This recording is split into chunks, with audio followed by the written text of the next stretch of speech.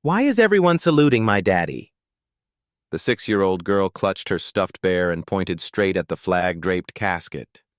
The cathedral froze. Even the candles seemed to stop flickering.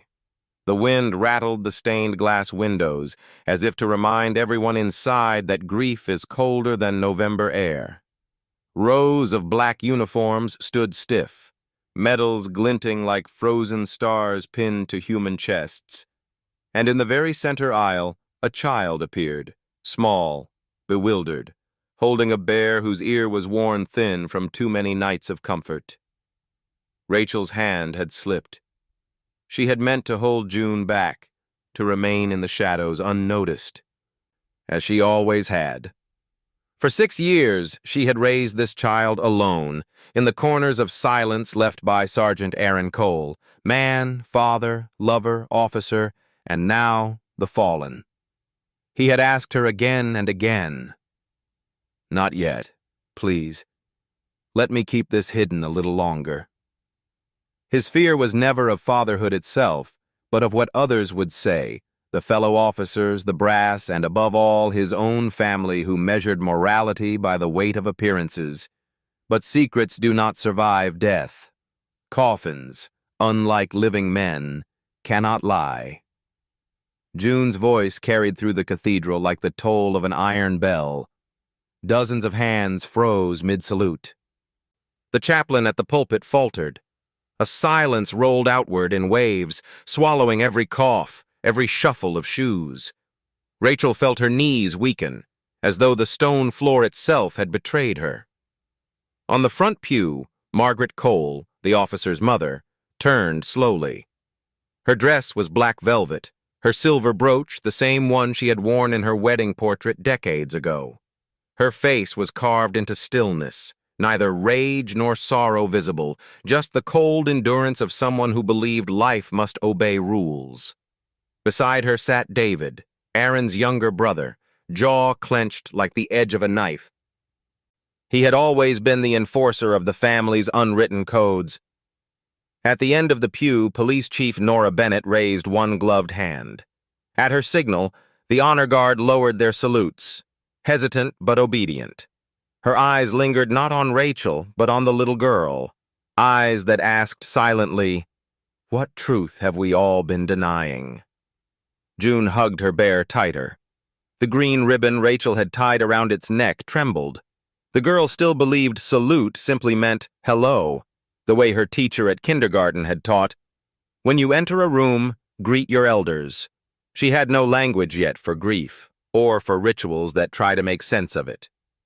She only knew her father as the man who sometimes came at night, smelling of rain and metal, who whispered, "Remember, sweetheart, this is our secret." A young officer shifted uneasily, ready to guide the child away. But Chief Bennett laid a firm hand on his sleeve. She knew what others did not. If you silence a child in such a moment, the silence will grow into a scar. Better to let the wound bleed where all can see than to bury it in shadows. Rachel forced herself forward. Every step felt like walking on thin ice. She knelt beside her daughter. "Sweetheart," she whispered, "everyone here is saying goodbye to Daddy." June tilted her head, eyes wide as if candlelight had seeped into them. "Goodbye means we won't see him anymore?" The question shook Rachel's chest like a hammer against glass.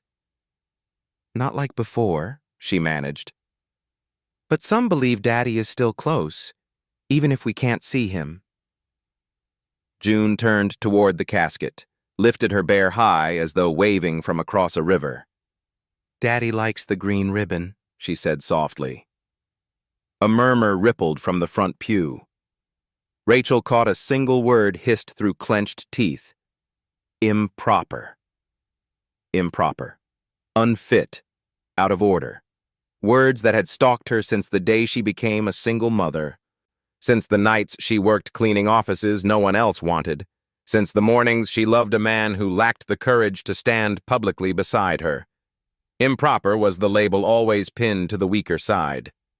The chaplain cleared his throat gently, like laying a cloth over broken glass. "Perhaps," he said, voice trembling with age, "perhaps this child reminds us why we gather, not for rules, but for love." The congregation exhaled, some with relief, others with unease.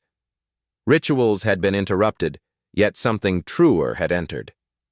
Rachel rose, turned to face the front pew. Her voice was quiet but unwavering. "I brought my daughter here to salute her father." The words cut clean through the silence. "Who are you?" David demanded, not to learn but to deny. Rachel thought of all the answers she might give.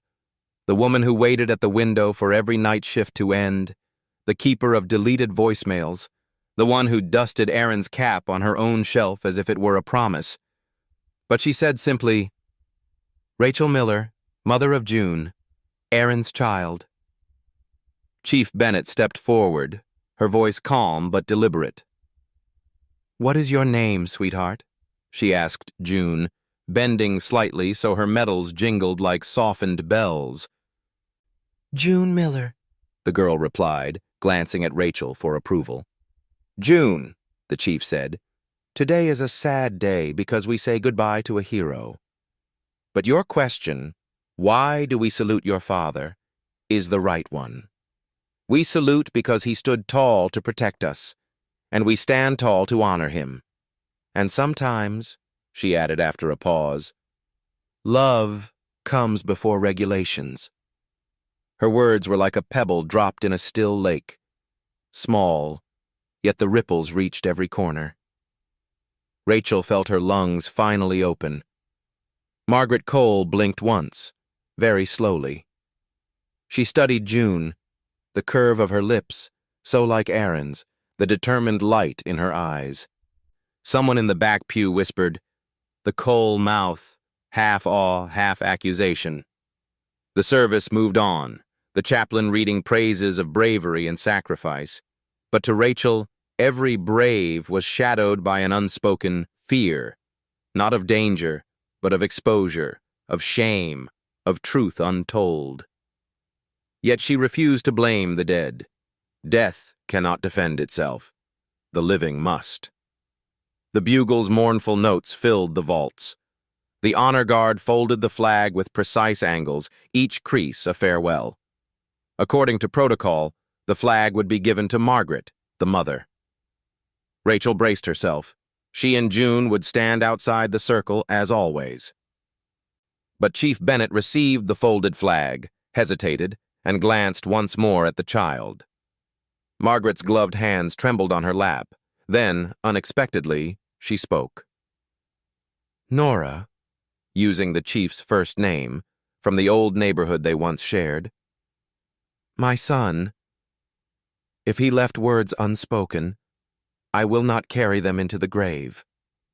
Her voice cracked. She turned to June. "Come here, child." David's head snapped toward his mother, disbelief flashing in his eyes. He had expected rejection, litigation, distance. But age teaches what anger forgets. To hold too tightly is to break. June looked at Rachel, who nodded gently. The girl stepped forward, bear in hand.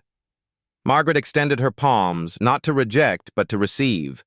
Chief Bennett placed the folded flag into them. Then Margaret bent, lowering it to the child's level. "This is your father's flag," she said, voice thin as parchment yet alive. "And if you wish, you may touch it, as if touching him." June pressed her bear's head softly to the flag. The church seemed to exhale as one. The medals no longer glittered, only the small gesture glowed. When the service ended, mourners trickled out like shadows dissolving after rain. On the steps, Rachel zipped her daughter's coat. "Mommy, why was Grandma crying?" June asked. Rachel looked up at the gray sky. She imagined the days ahead. Meetings, paperwork, questions turned into judgments. She did not know what would come. But she knew this. The box was open, and truth had breathed at last. She cried because she misses Daddy, Rachel said, and because sometimes grown-ups must learn to tell the truth, even if it's late. Chief Bennett approached, gloves removed. "Ms. Miller," she said. Rachel stiffened, expecting reprimand. Instead, "I'd like to meet with you and June tomorrow at headquarters, not to cause trouble, to make things right." "Right according to the rule book?" Rachel asked, weary. "Right according to conscience," the chief answered. "And if we're fortunate, the two will meet." Margaret lingered by the columns, white lace handkerchief trembling in her grasp. She neither stepped forward nor turned away. The distance was a bridge half-built. Rachel knew such bridges require stones from both sides. June leaned her head against her mother's hip, eyes closing as if the entire ritual had been a too-quiet play. "Mommy," she murmured, "Daddy can't come back. But he's here, right?" Her little hand pressed her own chest, then her mother's. Rachel nodded. She did not need miracles to believe in this. "Yes," she said, voice breaking and mending at once. "Here." She lifted her child.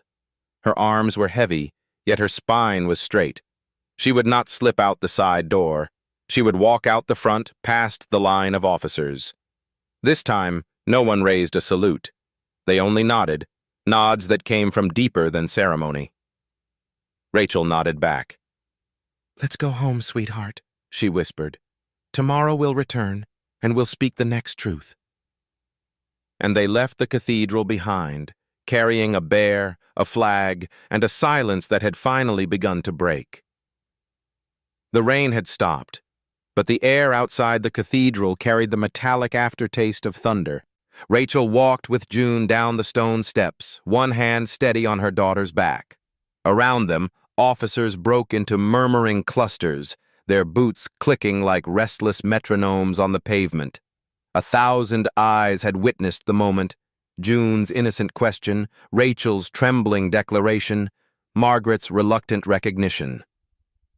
Now the story would travel through every precinct, every office, every living room where people debated what was proper.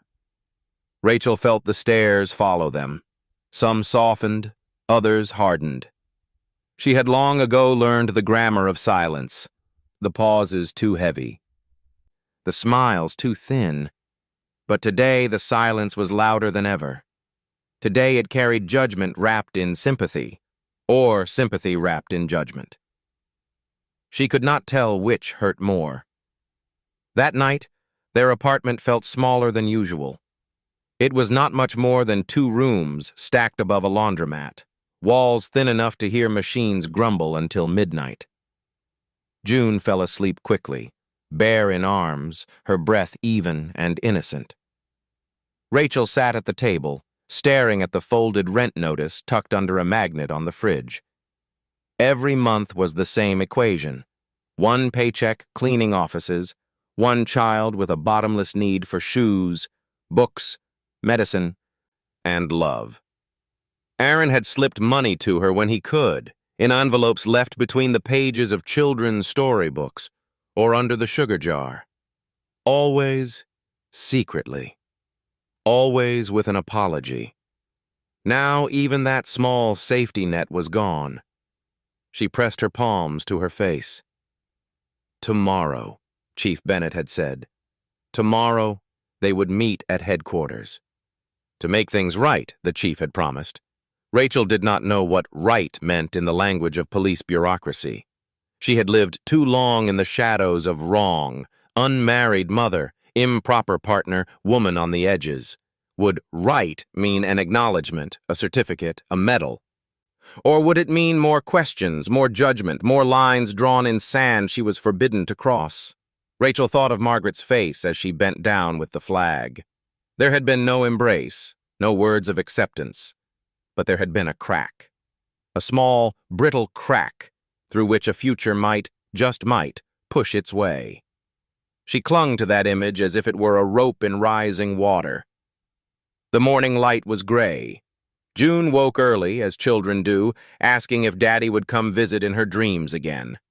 Rachel brushed her daughter's hair, tied ribbons at the ends, and forced a smile. "Maybe," she said. "Sometimes dreams are the only doors God leaves open." The walk to headquarters was long, but June insisted on holding the bear as though it were armor. Rachel had dressed carefully, a plain blouse, pressed slacks, shoes polished to a dull shine.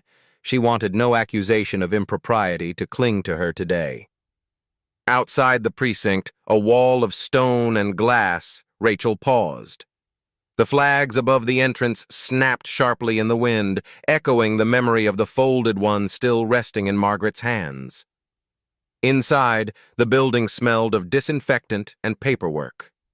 Officers passed them in the corridor, their eyes darting between curiosity and restraint. One or two nodded, most did not. Rachel led June to a waiting bench. The bear sat between them like a third presence. Chief Bennett arrived not in ceremony, but in quiet efficiency. She wore a navy suit, her badge polished but not ostentatious. She crouched down so her gaze met June's. "How are you today, young lady?" June shrugged, clutching her bear. "Okay," she said. "Mom says Daddy is in heaven, but I don't know where that is." The chief's lips curved into a line too solemn for a smile, too gentle for formality. "Heaven," she said, "is the place where people's love still counts, even if you can't see them." She rose and gestured toward her office. Inside, the walls were crowded with framed commendations, photographs of academy graduations, a calendar with neat squares marked in blue ink. Rachel sat stiffly, June on her lap.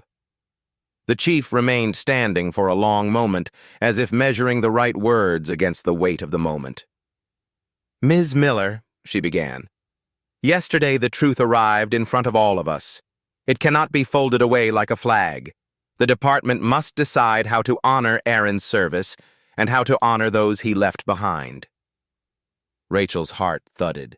She braced for the sting. "I never wanted to cause trouble," she said quickly. "I only wanted my daughter to say goodbye."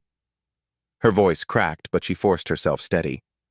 "Aaron asked me to wait, to keep quiet. He was afraid. I respected that. But yesterday, there was no more hiding." The chief nodded. "And you were right not to hide. Secrets corrode trust, and this department cannot afford more corrosion." She leaned on the desk, her hands folded. "But there will be resistance. Some will call it scandal. Others will call it improper.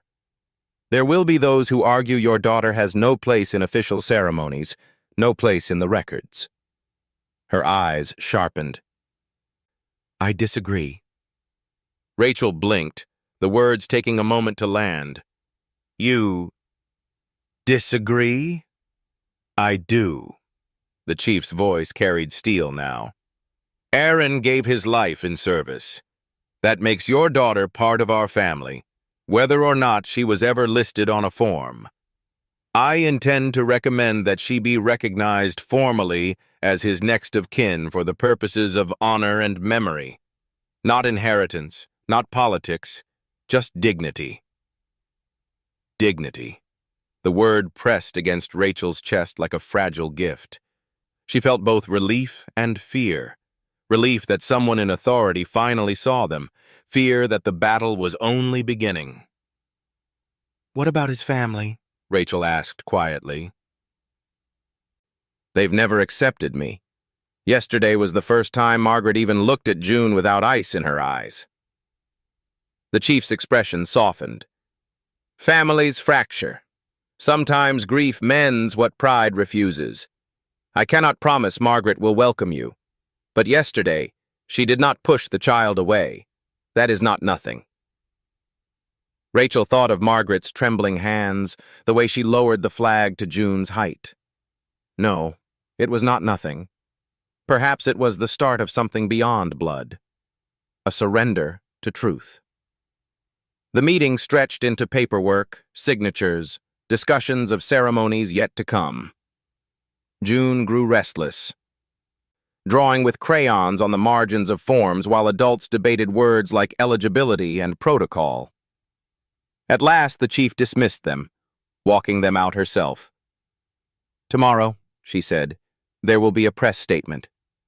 I wanted you to hear it from me first. Your daughter will be named publicly as Sergeant Cole's child."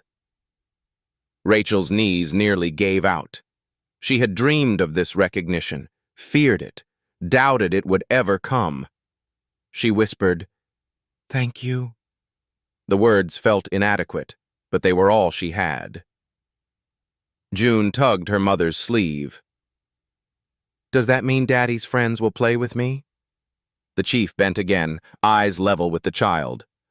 "It means," she said, "that every officer here will know your daddy loved you, and love is the best truth of all." That evening, Rachel stood at the window while June colored on the floor. The city stretched outside, sirens in the distance, lights flickering on one by one. Tomorrow the world would know. Tomorrow, the whispers would grow louder before they quieted. Tomorrow, June's name would be tied forever to Aaron's. It would not erase the years of secrecy, but it would plant a flag where none had flown before. Rachel touched the glass, cold under her palm. For the first time in years, she allowed herself to imagine a future not built only on hiding, but on standing upright. She whispered a silent prayer to the man she had loved and lost. "Aaron, your daughter will not be erased. She will walk in the open, and I will walk beside her." Behind her, June's laughter bubbled at something the bear said in her game. That sound, innocent and bright, filled the room with more light than the city outside. Rachel turned, smiling through tears. Yes, tomorrow would be heavy, but tonight, at least, was theirs. The next morning, the world was no longer theirs alone. Rachel woke to the crackle of a radio in the laundromat below.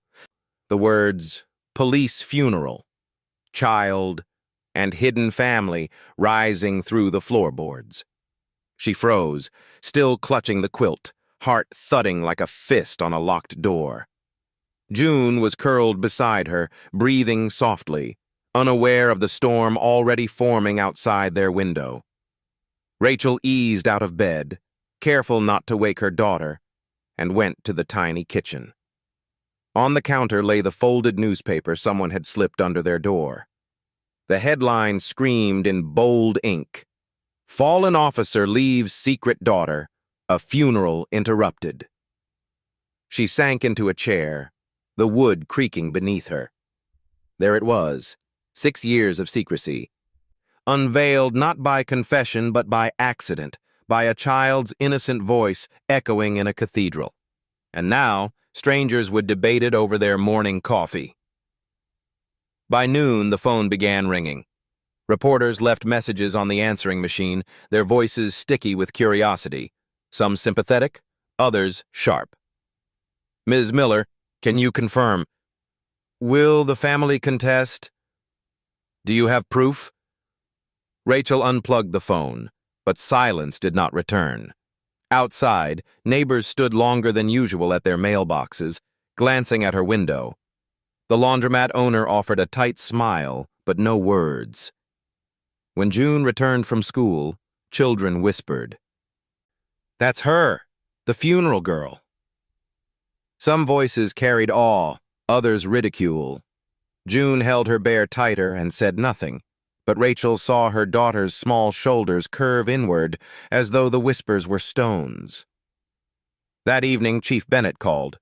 Her voice was steady but weary. "The press conference is tomorrow. We will name June officially. There will be backlash, but it is the right step." Rachel exhaled, half gratitude, half dread. "They've already written their stories." "Then we must write ours louder," the chief replied. The next day, headquarters swarmed with cameras. Rachel had never seen so many tripods, microphones, flashing bulbs. She dressed June in a clean white dress, combed her hair smooth, and prayed her daughter would not wilt beneath the lights. They entered through a side door, escorted by a young officer whose kindness was visible in his nervous silence. Inside the press room, the chief stood at a podium, the flag of the state behind her, rows of officers seated like a silent wall. Rachel took a seat in the front row, June on her lap, the bear perched between them like a witness. The chief began. Her words were crisp, deliberate. Yesterday, during the funeral of Sergeant Aaron Cole, a truth came to light. That truth is this. Sergeant Cole had a daughter. Her name is June Miller. She is 6 years old. And though personal circumstances prevented acknowledgement during his life, the department will honor her as his child, because honor belongs not only to the fallen, but to those they loved. Cameras clicked. A low murmur rippled across the room. Rachel felt June stir, uneasy. She whispered, "It's all right, sweetheart. Just look at me." But even as she said it, she knew it was not all right. It was necessary, and necessity rarely feels safe. A reporter's hand shot up. "Chief Bennett, how can the department justify rewriting protocol? Isn't this irregular? Doesn't it set a dangerous precedent?" The chief's eyes sharpened. "We are not rewriting protocol. We are remembering humanity. Regulations are written to serve people, not erase them." Another voice. "What about Sergeant Cole's legal family? Have they accepted this?" Rachel's throat tightened. All eyes flicked toward her. She did not want to speak, but silence would sound like guilt. She rose slowly, placing June gently on the chair. "I loved Aaron," she said, her voice low but steady. "He loved our daughter. Fear kept us hidden, but love kept us alive. I cannot undo his silence, but I can give my child the truth." The room fell into a brief hush. Cameras clicked again, greedily. Rachel sat, trembling. June leaned close and whispered, "Mommy, did I do something wrong?" Rachel kissed her hair. "No, baby. You did something only the brave can do. You told the truth." That night, Rachel turned on the television. Every channel carried their faces. Some praised the department's compassion. Others questioned motives, muttering about scandals and cover-ups. Commentators dissected Rachel's every word, as though grief were evidence on trial. But what hurt most was a single interview. Margaret Cole, sitting stiffly in her living room, blinds drawn, David beside her. "My son was a man of duty," she said. "If he kept secrets, he had his reasons. I grieve him. I respect his service, but I cannot speak for choices he did not make." Her tone was not cruel, but neither was it warm. It was the language of someone who refused to grant legitimacy without permission. Rachel clicked off the screen, her hands shaking. June was asleep again, bear tucked under her chin. Rachel whispered to the silence, "Aaron, why did you leave me to fight this war alone?" The following week blurred into interviews, hearings, letters. The department issued a medal in Aaron's name, inviting Rachel and June to receive it at a public ceremony. Officers began visiting, some quietly supportive, others distant, but polite. The whispers continued, but so did the nods of respect. Rachel's strength wore thin, yet she kept walking. For June. Always for June. One evening, after another long day of questions and cameras, June climbed onto her lap. "Mommy," she asked, "are we part of Daddy's family now?" Rachel swallowed hard. She thought of Margaret's eyes, sharp yet cracked with sorrow. She thought of David's silence, of the officers who wavered between pity and solidarity. "Families," she said carefully, "are sometimes slow to open their doors. But Daddy's love is already ours, and love is the truest family."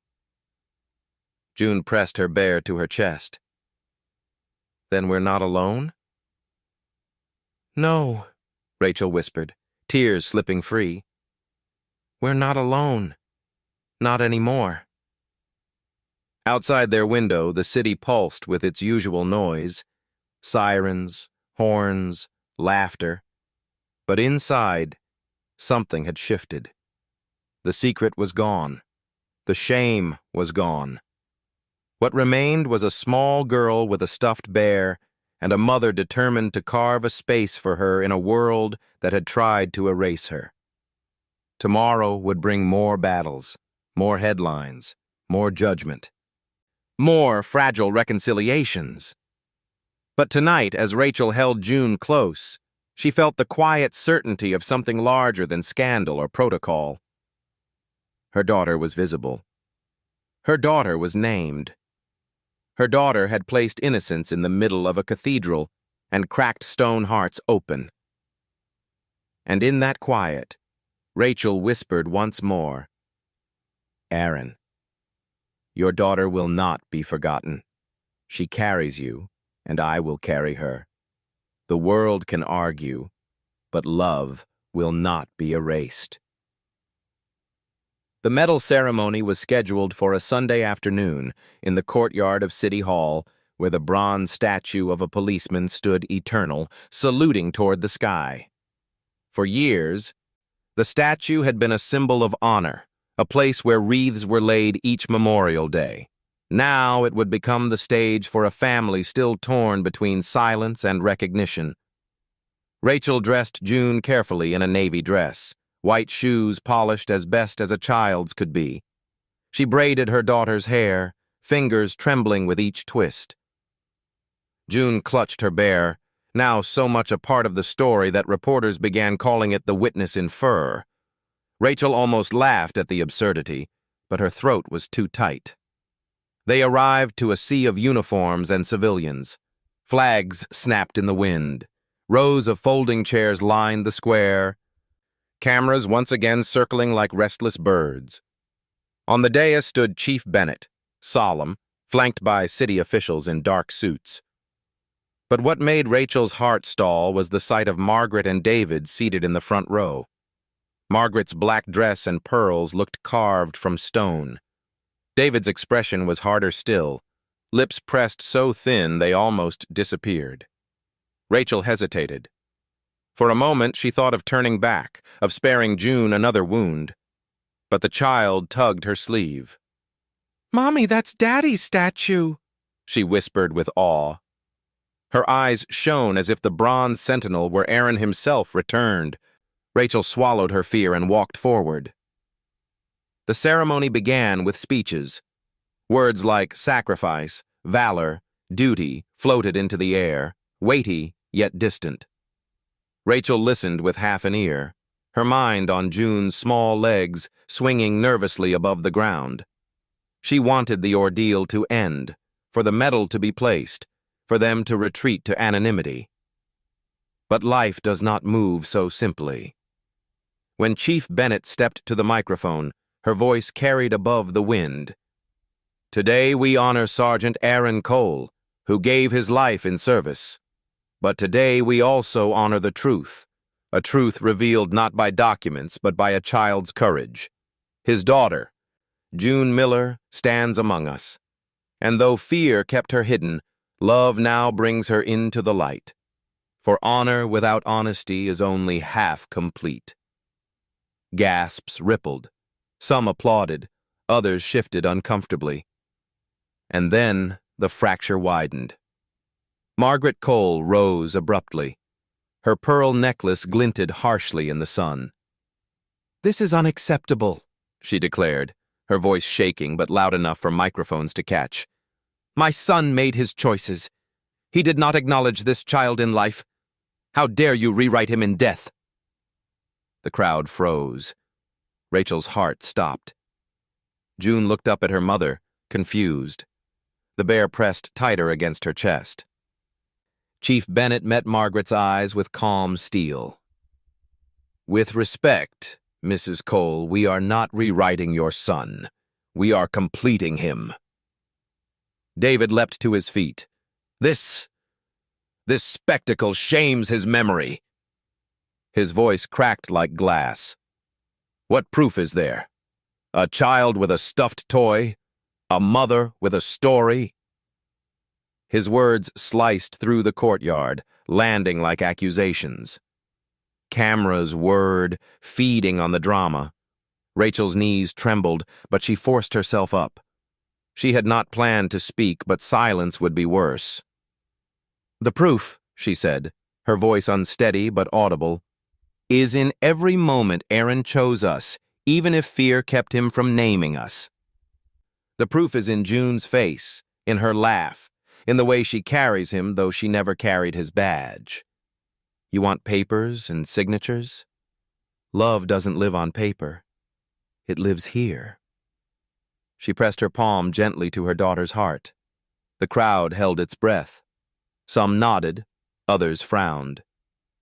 Margaret's eyes glistened, not yet softened, but no longer only cold. Chief Bennett stepped forward. In her hands gleamed the medal, silver and solemn. "Whatever the disputes among us, one truth stands clear. Aaron Cole gave his life in duty, and duty, in its truest form, extends beyond the grave to those he loved." She crouched before June, holding the medal as if it were both weight and gift. "June, this belongs to your father, and through him, to you."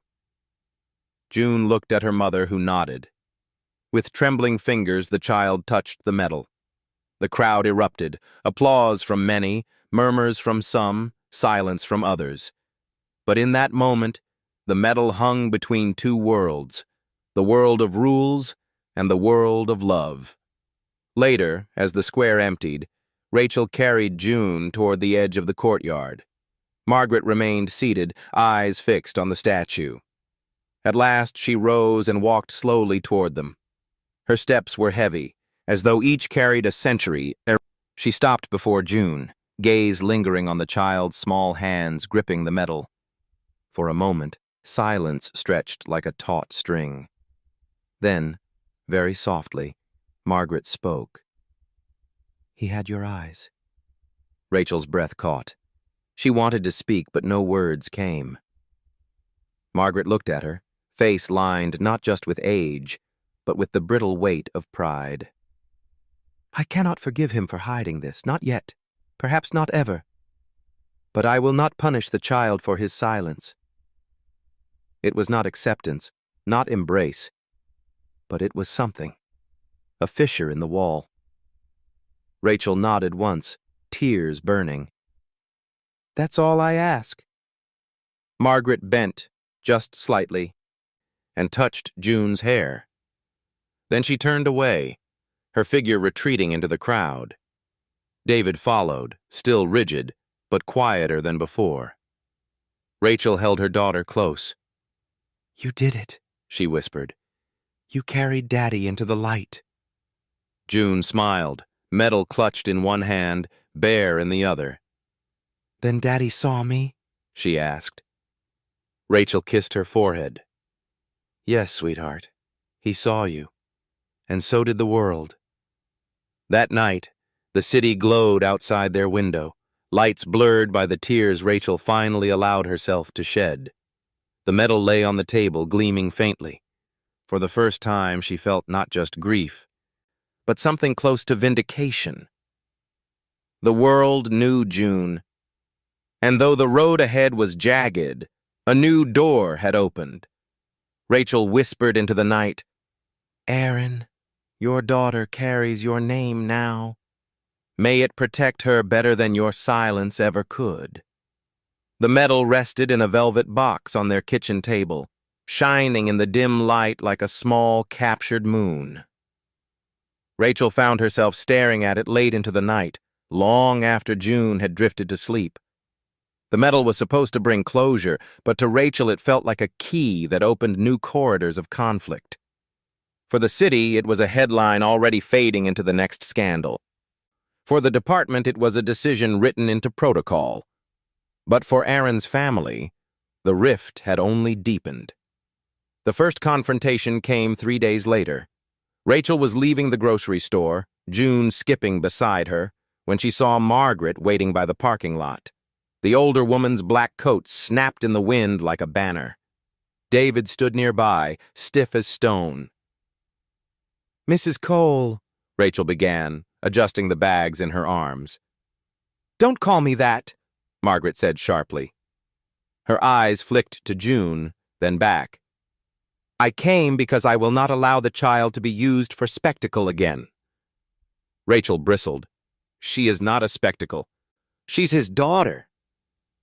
"Daughter?" Margaret's voice cracked. "If my son intended her to be known, he would have said so. He never did. And now you force her into cameras and ceremonies, rewriting him as though duty were not enough." Rachel wanted to lash back, to remind Margaret that secrecy was not the same as absence, that love had lived in every hidden visit, every envelope of cash tucked under a jar. But June's hand tightened around hers, small and trembling. Rachel took a deep breath. "I don't want to fight," she said. "I want her to have a place. Not for fame, for truth." David stepped forward, his jaw rigid. "Truth without proof is poison. You dishonor my brother." Rachel's lips parted, but before she could answer, June spoke. Her voice was soft, but it pierced like a bell. "Grandma," she said, eyes fixed on Margaret. "Daddy told me to keep a secret, but secrets make me sad. I don't want to be sad anymore." The parking lot hushed. Margaret's breath caught. Her eyes softened, but only for a heartbeat before hardening again. She turned sharply. "Come, David." And they walked away, coats snapping like doors slammed against the wind. Rachel knelt beside June, stroking her hair. "You were very brave," she whispered. But inside, her heart cracked anew. Back home, Rachel found an envelope slipped under their door. Inside was no letter, only a clipping of a news column. "Questions surround secret daughter. No DNA, no papers, only claims." The words stung like acid. Beneath, scrawled in pen, "Stop before you destroy his name." Rachel sank into a chair. Fear pressed down, heavy as stone. Were they right? Had she dragged June into a battlefield where no one would ever truly accept her? She held the clipping over the trash, hand shaking, then let it fall. She could not let ink define her child. At school, June felt the weight too. Children pointed, whispered. "Funeral girl," they called her, some with awe, some with cruelty. One boy sneered, "Your dad didn't want you." June's face crumpled. She shoved him and fled to the swings, where Rachel found her later, tears streaking down her cheeks. "Mommy, why don't they believe me?" Rachel knelt, heartbreaking. "Because sometimes people fear what doesn't fit their rules, but the truth doesn't disappear just because people doubt it." "Then how do I make them see?" Rachel kissed her daughter's damp hair. "Not by shouting, by living, by being you. That will be enough." But deep down, she wondered if it would be. Chief Bennett called again that evening. "There's talk of the Cole family petitioning to block further recognition. They claim you are damaging his legacy. Be prepared." Rachel pressed the phone tighter. "How do I fight that?" "With patience," the chief said, "and with allies.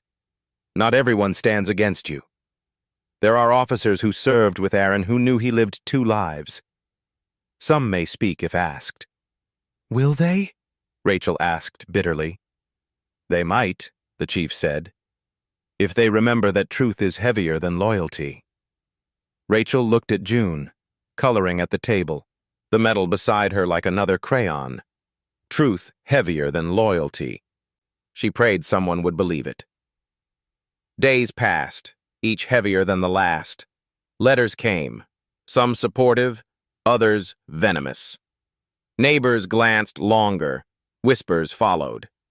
Rachel walked with shoulders squared, but inside she felt the old weight of shame creeping back. Then one evening, an officer knocked on her door. He was young, uniform still stiff with starch, his eyes nervous. "Ms. Miller," he said. "I was on shift with Sergeant Cole. He talked about her. About June. Not to everyone, but to me. Said he wished he could tell the world. Said she was the best thing he'd ever done." Rachel's throat tightened. "Would you say that publicly?" The officer hesitated, then nodded. "If it helps her. If it helps him." For the first time in weeks, Rachel felt a thread of hope. That night she tucked June into bed. The little girl held her bear close, whispering, "Daddy saw me at the ceremony, right?" "Yes," Rachel said, stroking her hair. "And tomorrow, more people will see you too. People who knew him." June smiled sleepily. "Then maybe secrets aren't forever." "No," Rachel whispered, pressing a kiss to her forehead. "Not forever. Not anymore." She rose, looked at the medal on the dresser, and thought of the battles still ahead, petitions, hearings, columns dripping with skepticism. But she also thought of allies, of voices ready to rise. The rift was wide, the fight far from over. But for the first time, Rachel believed the truth might find its way through. And in that fragile belief, she whispered into the night, "Aaron, your silence almost buried us. But your daughter's voice will raise us. Even if the world resists, we will not disappear." The summons arrived on a Thursday, tucked in a plain envelope that bore the city seal. Rachel's hands trembled as she opened it. Inside was an official notice. A departmental hearing would be convened to determine the scope and legitimacy of recognition regarding the minor, June Miller, as next of kin to Sergeant Aaron Cole. The words stung, clinical as scalpels. Legitimacy. As if love required certification. As if a child's identity were a case to be weighed like evidence in a courtroom. Rachel folded the paper slowly, then looked at June, who sat cross-legged on the floor drawing her bear beside a flag. How do you explain to a child that she must prove she belongs? The day of the hearing, the precinct's conference room was heavy with the smell of paper and polish. Long tables stretched like trenches. At the far end, a panel of officers and city representatives sat beneath the framed portrait of the mayor. Chief Bennett was among them, her expression unreadable, but her eyes steady on Rachel as she entered. Reporters were barred, but whispers had already seeped through the walls of the city. Rachel could feel them in every sideways glance from uniformed men and women who lined the back of the room. Some sympathetic, others skeptical. Margaret and David were there too. Margaret sat ramrod straight, a black veil over her hair, though the funeral was long past. David leaned forward, his knuckles white against the table. They looked less like grieving family and more like prosecutors. Rachel took her seat with June beside her.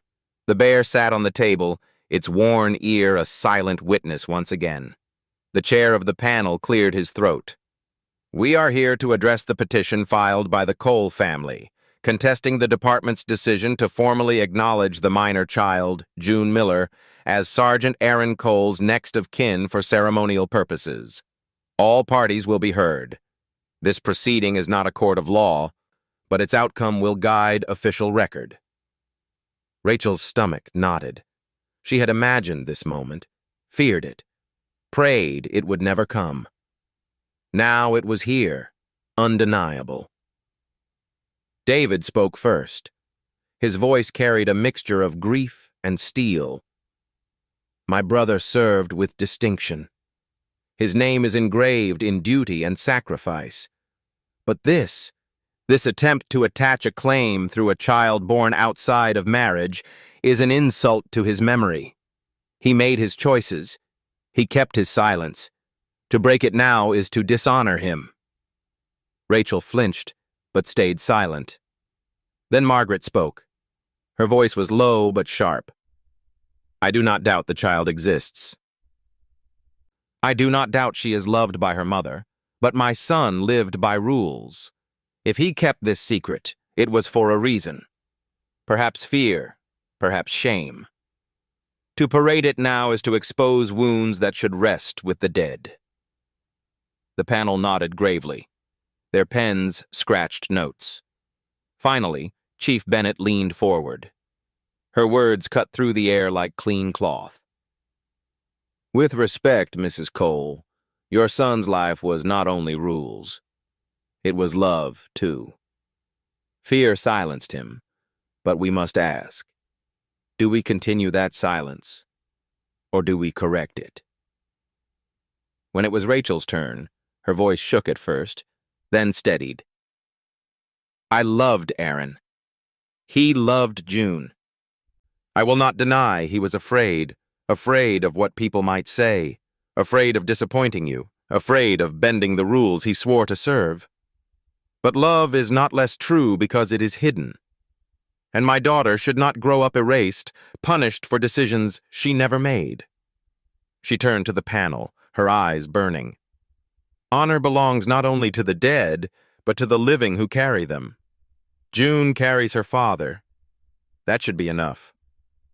The room was silent, except for June's small voice. I just wanted to say goodbye to Daddy, she whispered, clutching her bear. Even the pens stopped moving. An officer at the back of the room stepped forward.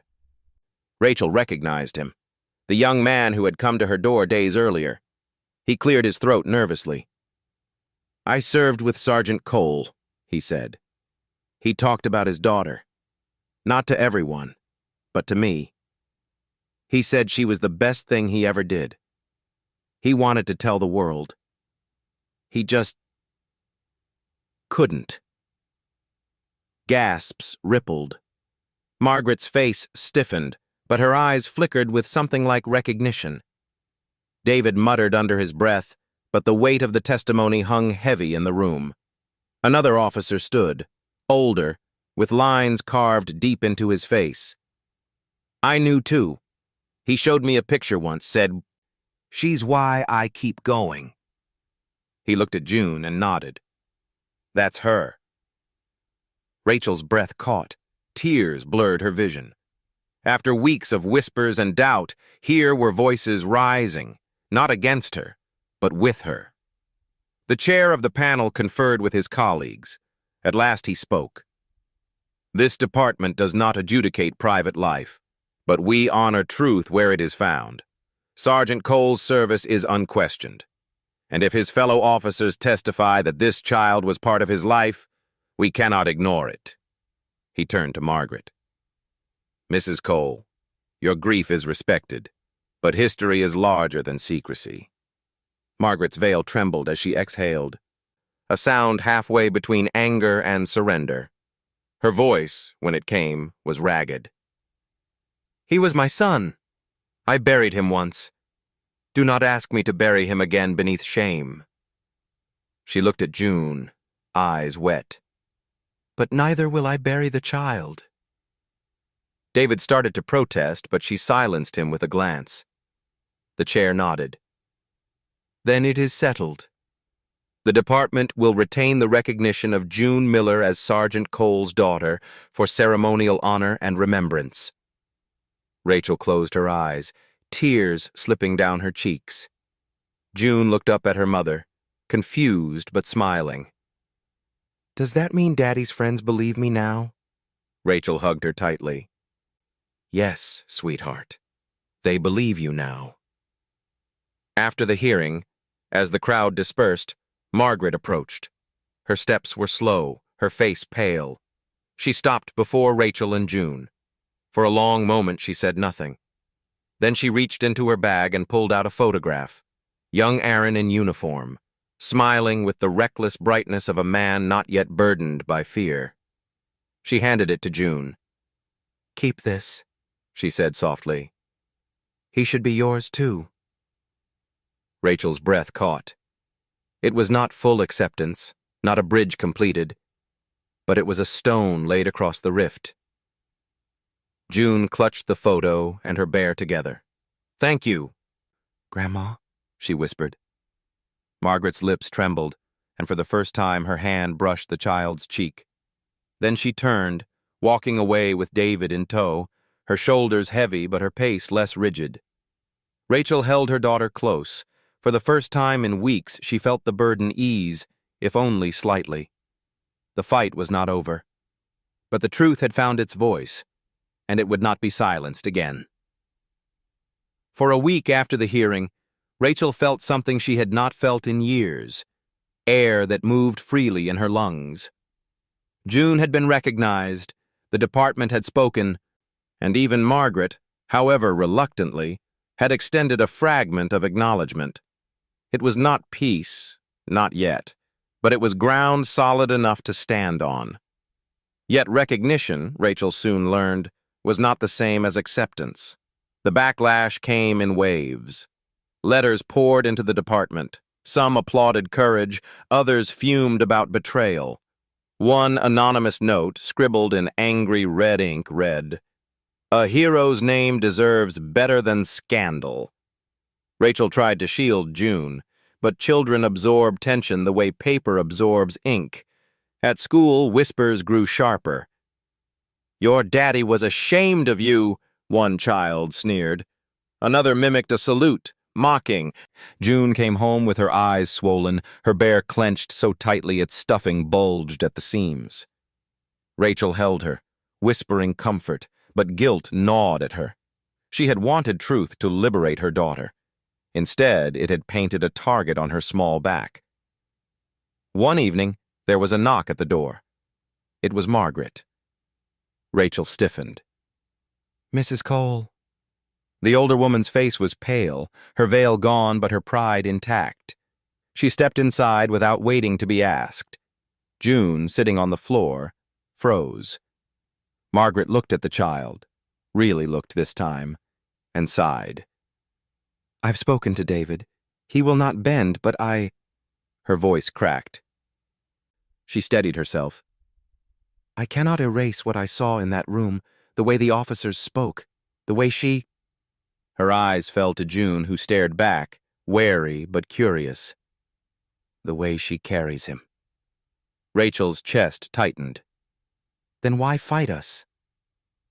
Margaret lowered herself into a chair, her movements stiff.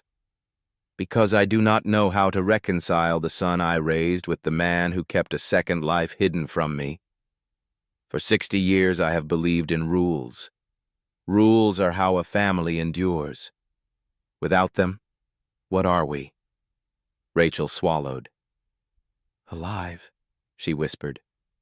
"Alive, even when rules break us." Silence hung heavy. Finally, Margaret extended a small box. "These were his. I cannot keep them anymore." Rachel opened it. Inside lay Aaron's academy pin, worn smooth at the edges, and a pocket knife engraved with his initials. June's eyes lit up. "That's Daddy's?" Margaret nodded. "Yes, it is yours now." For the first time, her voice carried not judgment, but surrender. But surrender from Margaret did not end the storm. The city council scheduled a public forum to address the controversy, whether honoring June set a dangerous precedent. The chamber was packed, officers, citizens, reporters, families of other fallen men and women. Rachel sat with June on her lap, heart pounding. One councilman thundered, "Are we to rewrite history every time a secret surfaces? Where does it end? What message does this send to our officers?" Another countered, "What message does it send to erase a child who is blameless?" The debate raged. Rachel felt small, as though her life had become evidence laid out on a cold table. Then, unexpectedly, an officer's widow stood. Her voice was steady. "My husband died 5 years ago. He left no children. Do you know what I would give to see a part of him live on? Do you know how cruel it is to deny a child that gift? when she carries his face, his laugh, his blood, she is not a precedent. She is a daughter. Applause erupted. Rachel's eyes filled with tears. For once, the weight did not fall solely on her shoulders. That night, Rachel and June walked home under the glow of street lamps. June swung the pocket-knife box in her hand, too young to understand its sharpness, but aware of its meaning. "Mommy," she asked, "why do some people still hate me?" Rachel knelt, holding her daughter's small face. "Because sometimes love frightens people who only know rules. But listen to me. You are not shame. You are not scandal. You are light. And light scares shadows." June frowned, then smiled faintly. "Then I'll be the brightest light." Rachel kissed her forehead. "Yes, sweetheart, the brightest." Days turned into weeks. The noise did not fade, but within the storm, allies emerged. Officers visited with stories of Aaron, how he kept a photo in his locker, how he spoke of a little girl who gave him reason to keep fighting. Their testimonies became a chorus that no longer could be drowned. Rachel began to see something shift. Whispers at school softened. Neighbors who once stared too long now nodded politely. Even Margaret visited again, this time bringing cookies June devoured with glee. David remained absent, but Rachel sensed time itself was working on him, chiseling at stone. One evening, Rachel found June asleep, clutching both the bear and the academy pin. Her small hands held past and present together. Rachel watched her, tears pricking her eyes. For so long she had lived in silence, hidden by fear and secrecy. Now the silence belonged not to her, but to the world that had judged and doubted. And one by one, voices were breaking it. Rachel whispered into the night, "Aaron, your daughter carries your name, your laughter, your courage. The world tried to bury her, but she rises, and with her, so do I." Winter pressed down on the city with a grip of iron. Snow clung to rooftops and muffled the streets in silence. For Rachel, silence no longer meant secrecy. It meant exhaustion. The hearing was over. June was recognized, but wounds did not heal as quickly as signatures dried. Everywhere she went, she felt the tension. Some officers nodded respectfully. Others turned their eyes away. In the market, neighbors offered hushed sympathy, then whispered after she passed. The world had not decided yet what to do with a child born in shadow but brought into light. And within the Cole family, the fracture still burned. One afternoon, Margaret invited Rachel and June to her house. The call had been brief, the tone clipped, but the invitation itself was astonishing. For years, Rachel had been unwelcome, the ghost mother of a child no one must know. Now, the door cracked open. They arrived at a narrow brick home, curtains drawn against the winter glare. Margaret answered the door herself. Her face was paler than Rachel remembered, lines deepened by grief. She let them in without a smile, but also without resistance. The living room smelled faintly of lemon polish and old paper. Photographs lined the mantel. Aaron in uniform. Aaron as a boy. Aaron beside David at Little League. Not a trace of June, of course. Until now. Margaret sat stiffly in an armchair, gesturing to the sofa. June climbed up, bare in her lap, wide-eyed at the unfamiliar house. "I did not call you here to fight," Margaret began, her voice sharp but trembling. "I am tired of fighting. My son is gone.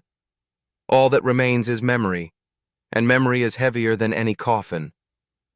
Rachel waited, her pulse thudding. Margaret's eyes fell on June. "Child, do you know why people salute?" June nodded. "Because Daddy was brave." Margaret's lips quivered. "Yes, because he was brave. But bravery is not only on the street. Sometimes it is at home. He lacked that bravery, and I—" Her voice cracked. I judged him too harshly in life. I will not judge him in death by punishing you." Rachel's breath caught. It was not apology, not absolution, but it was the closest thing yet. David entered then, coat still on, face carved from stone. He stopped short at the sight of Rachel and June. "What is this?" he demanded. Margaret lifted her hand. "Peace." "Peace?" David's laugh was bitter. "You call this peace? Our name dragged through mud, our honor questioned, and now you sit here playing grandmother?" June shrank against Rachel. Rachel wrapped an arm around her daughter, steadying. Margaret's voice cut through. "Enough. Aaron is gone. We cannot bring him back. But we can choose whether his daughter grows up shunned or embraced. I have made my choice." David's eyes burned. "You dishonor him." Rachel rose, trembling but firm. "No," she said quietly. "Dishonor is silence. Truth is the only way to honor him now." For a long moment, no one spoke. The only sound was the ticking of a clock on the mantel. Finally, David turned and stormed out, the slam of the door echoing like a gunshot. Margaret exhaled, shoulders sagging. She looked at June and something softened. "Would you like some cocoa?" she asked. June's eyes lit. "Yes, please." And for the first time, Rachel watched as the woman who had once denied her daughter stepped into the kitchen to warm milk.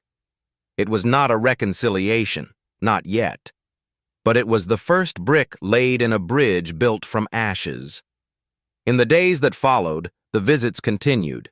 Margaret never used the word granddaughter, but she listened when June spoke, laughed faintly at her stories, and even sewed a new ribbon onto the bear's fraying neck. The newspapers still debated. The city still argued. But inside Margaret's home, the world felt quieter. One evening, as snow fell thick outside, Rachel found Margaret staring at Aaron's photograph. "He was proud," Margaret whispered. "Too proud. That was his flaw. And perhaps mine as well. Pride keeps us from speaking truth until it is too late." Rachel touched her arm gently. "Then let June be the reason we stop repeating it." Margaret did not answer, but her hand covered Rachel's for a fleeting second before pulling away. Meanwhile, June began to heal. The teasing at school softened. Children grew curious rather than cruel. One even asked if they could play funeral salute at recess, though June refused. She told Rachel later, "That's not a game. That was real." Her eyes carried wisdom no child should hold, yet also resilience no one could extinguish. Rachel watched her daughter grow in courage. Each day she seemed taller, not in body, but in spirit. She carried the medal in her backpack, sometimes showing it proudly, other times holding it quietly like a talisman. And Rachel realized something. The battle was no longer only hers. June was beginning to carry herself. One night, Rachel dreamt of Aaron. He stood in uniform, cap under his arm, eyes filled with both sorrow and relief. He said nothing, only reached out, placing his academy pin into her palm. When she woke, her hand was empty, but her heart was steady. She went to June's room. The child was asleep, bear tucked under her chin, the medal glinting faintly in moonlight. Rachel whispered, "Your father would be proud. And I am proud. You are more than any secret. You are the truth that broke us free." The storm outside the house still raged. Headlines, arguments, doubt. But inside, a fragile peace was forming. Not whole, not perfect, but real. Rachel knew more battles lay ahead. Acceptance was not a single event, but a long road. David remained hostile, society remained divided, and bureaucracy had only just begun to bend. Yet for the first time, she believed the road might lead somewhere worth walking. As she closed her eyes that night, Rachel whispered into the darkness. Aaron, the silence you left nearly destroyed us. But your daughter has turned silence into song, and I will help her sing until the world finally listens. The thaw of late winter brought no peace. With snow melting into rivers that cut through the streets, tension too seemed to seep into every corner of Rachel's life. Though Margaret had opened her door, David had not. He carried his resentment like armor, appearing at council meetings and whispering to journalists who were eager for a sharper angle. "This isn't about a child," he declared once on local radio. "It's about protecting my brother's name." He took his oath seriously. He lived by the rules. To twist his memory now dishonors him. The words spread like frost across glass, thin but everywhere. Rachel heard them repeated at the market, at school gates, even in the laundromat below her apartment. Always whispered, never to her face, but always loud enough to sting. The breaking point came on a Saturday morning. Rachel and June walked to the corner bakery, the metal safe in June's backpack, her bear perched cheerfully in her arms. A group of men stood by the door, their uniforms half worn, half symbolic, retired officers who still treated the badge as skin. One of them spoke loudly enough for all to hear. "Shame what they're doing to his memory, using a child for pity." Rachel stiffened. She tried to pass quietly, but June froze. "They're talking about Daddy," she whispered. Her small face crumpled. Rachel turned, voice steady but sharp. "My daughter is not a scandal. She is his blood, his heart, and his truth." The men looked away, muttering, but June clung to her mother, trembling. They left the bakery empty-handed. That evening, Rachel found her daughter crying in bed, the metal clenched tight. "Mommy," June sobbed. "If Daddy loved me, why did he hide me?" Rachel's chest tore open. She gathered her child close. "He was afraid, sweetheart. Afraid of rules, of judgment. But love and fear can live in the same heart. His fear kept him silent. But his love is why you're here, why you carry him now." June sniffled, whispering, "Then I'll be braver than Daddy." Rachel kissed her forehead. "You already are." The next week brought the city's Remembrance Day, an annual event where the names of fallen officers were read aloud in the grand hall of the courthouse. This year, Aaron's name would be spoken for the first time. The family had been invited to stand together. Rachel hesitated. She feared another confrontation, another public rift. But Margaret called, her voice steadier than before. "Bring her," she said simply. "It is time." And so Rachel dressed June in her navy dress once more, pinned a ribbon in her hair, and carried her into the hall. The space was cavernous, echoing with the footsteps of hundreds. Families filled the rows, clutching photographs, medals, folded flags. At the front, a podium stood beneath a massive seal, the list of names ready to be read. Rachel felt every eye as she took her seat. Margaret was already there, her handkerchief folded neatly in her lap. David sat beside her, arms crossed, jaw set. When Aaron's name was called, Sergeant Aaron Cole, Rachel's breath caught. Margaret rose first, her veil lifted, her lips moving silently in prayer. Then she reached down and, to Rachel's astonishment, took June's hand. Gasps rippled, cameras flashed. David stiffened, but Margaret ignored him. She led June forward with her, toward the podium where candles burned. Rachel followed, heart pounding. Together, grandmother and child placed a white rose beneath Aaron's name engraved on the wall of honor. Margaret's hand trembled, but she did not let go of June's. And in that moment, silence fell, not the silence of secrecy, but the silence of recognition. After the ceremony, outside on the courthouse steps, David confronted them. His voice cracked with fury. "Mother, How could you? Do you not see what this is doing to his legacy? Margaret faced him, weary but resolute. His legacy is not yours to guard like a locked chest. His legacy is living flesh. It is this child, and if you cannot see that, you are blinder than grief.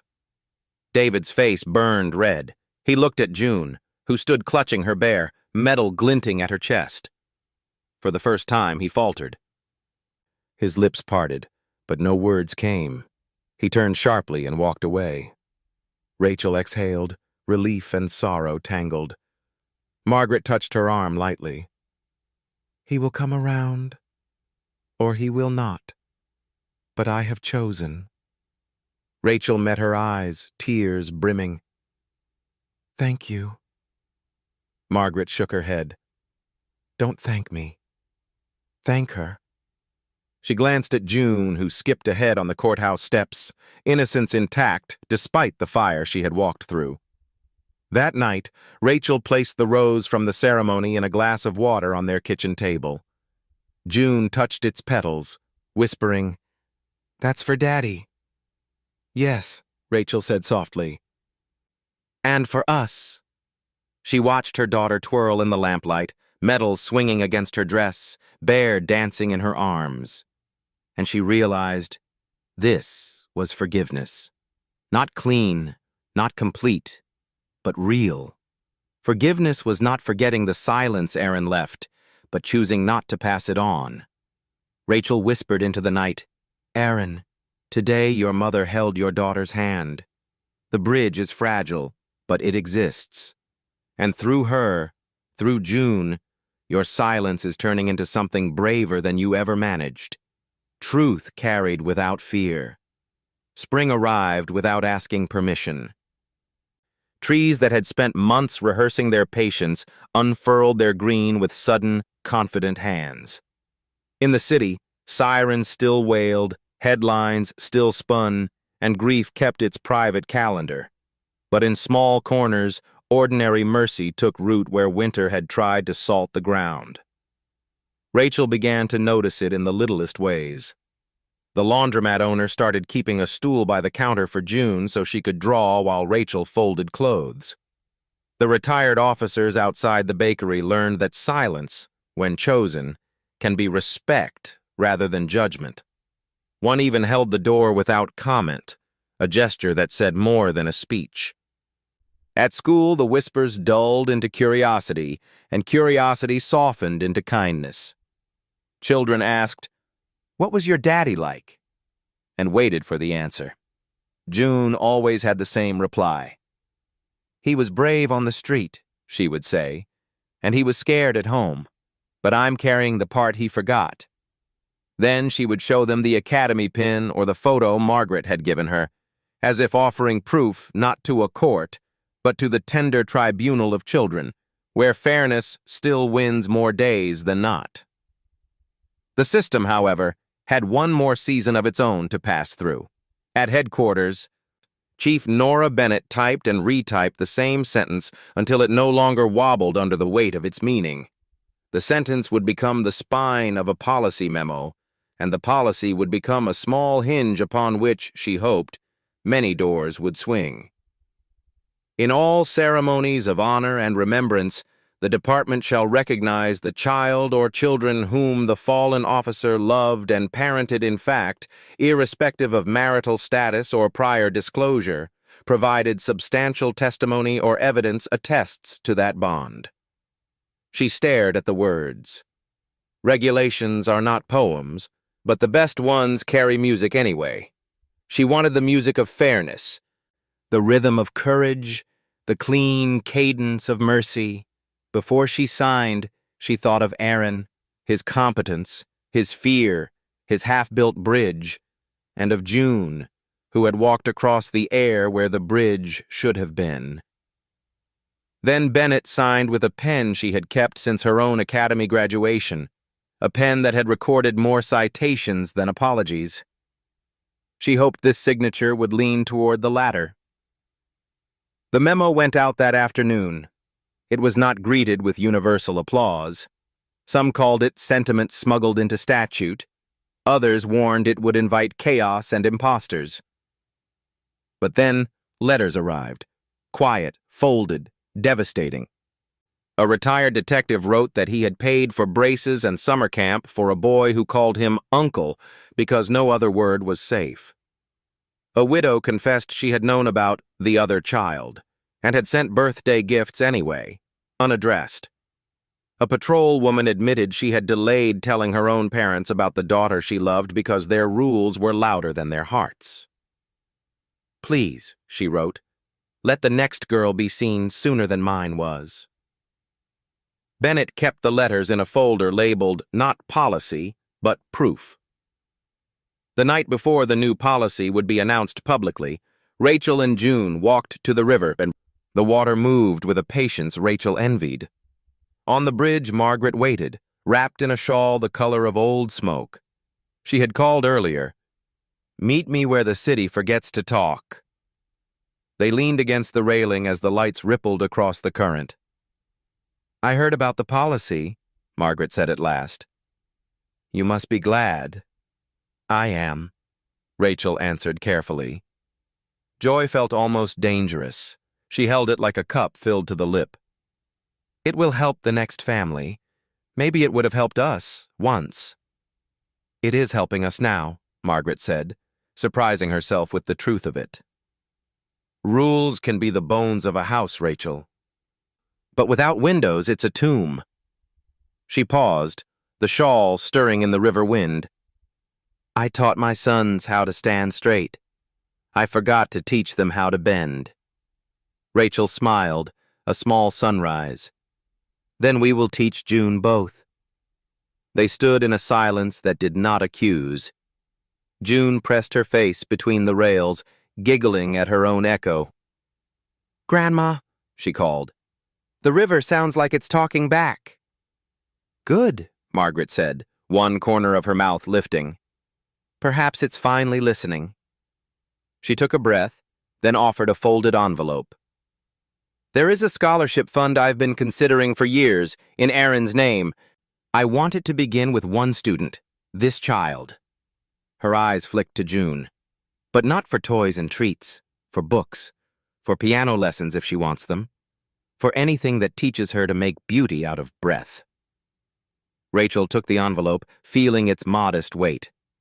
"Thank you," she said. Not because of the money, that could be spent and gone, but because the giving of it bent pride into tenderness and left it there, like a bridge you could finally step on. David did not come to the river. That was his right. Some hearts thaw slowly. Some keep their winter as a kind of armor. But even stone learns the language of water, given years. The announcement was set for a Saturday in May, in the same courtyard where the bronze policeman saluted the sky. This time, no protest erupted. This time, the podium faced not a fracture but a gathering, a crowd of families whose stories were seldom told in daylight. Bennett stepped up and spoke briefly, in the grammar of law learned late but loved well. She read the policy text, swore it into existence with the authority vested in her by the city, and then closed the folder. "Regulations," she said, "are meant to protect us from arbitrariness, but they must never be used to erase human beings. Today we affirm that honor belongs not only to the fallen, but to those they loved. We affirm that truth shall not be banished to the margins, and we affirm, finally, that our definition of family is large enough to hold the facts of love." Applause rose, not fevered, not triumphant, but steady, the sound of a door unlocking. Bennett gestured for Rachel and June to join her. Margaret followed at a distance. Shawl settled like a cloud. Cameras winked. Children wriggled. The bronze statue kept its eternal salute, but the square felt warmer than its metal could account for. "June," Bennett said, kneeling so she and the child were one height, "do you know what a policy is?" June thought a moment. "A rule for rules." "That's better than most adults say," Bennett replied, smiling. "It means that from now on, when a child like you stands in a room like this, no one will be allowed to pretend she isn't there, not because of gossip, because of the law. June nodded solemnly, then, because she was 6, asked, "Can laws hug people?" "They can allow people to," Bennett said. "And that's a start." The chief rose and faced the crowd. "We will also begin the Sergeant Aaron Cole Fund for Children of the Fallen," she announced, inclining her head toward Margaret. "It will provide small grants for lessons, books, instruments, anything that lets a child build something beautiful out of loss." She did not say who had seeded it. Margaret did not step forward to claim credit. They were learning a new etiquette together, of pride gently folded into usefulness. Afterward, people mingled. An officer introduced a shy boy who had his mother's last name and his father's chin. A woman with careful hair confessed that she had waited 8 years for a day like this. 2 teenagers rolled their eyes at the speeches, but took the pamphlets home anyway. The world was still itself, flawed, loud, unorganized, but this patch of it had been weeded and watered. Rachel felt none of the vertigo that had overtaken her at the funeral. The square held her without condition. June darted among the legs and laughed with a girl whose father's name was on the wall.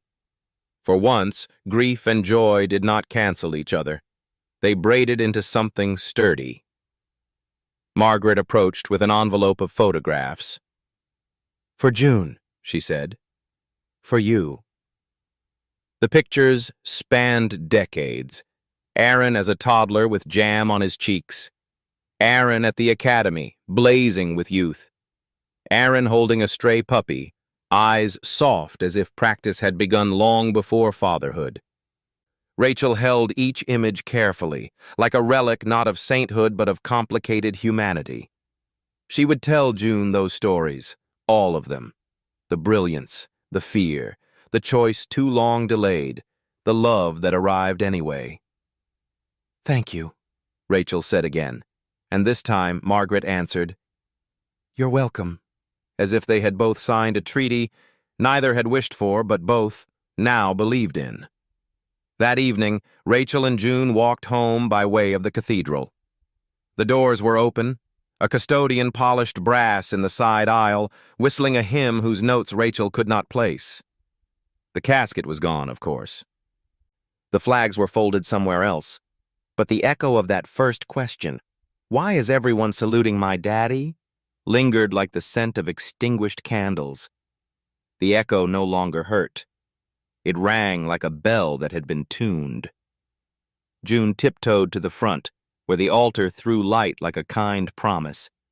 She set her bear on the step, just for a moment, just to let him see what the world looked like from high places. Then she whispered, not to the air this time, but into her own small, courageous chest. "Daddy is here."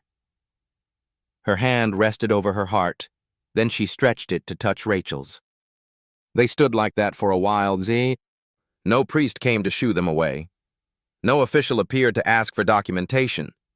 The law they needed most was simply this, that a child's truth, once spoken, is not to be contradicted by paperwork. Outside, the city went about its noise. Inside, the quiet did not belong to secrecy anymore. It belonged to peace. On the steps, Rachel lifted June and kissed the crown of her head. "Do you know what happened today?" she asked. June scrunched her face. "We made a rule that hugs can get through doors." Rachel laughed, surprised by the accuracy. "Yes," she said. "Exactly that."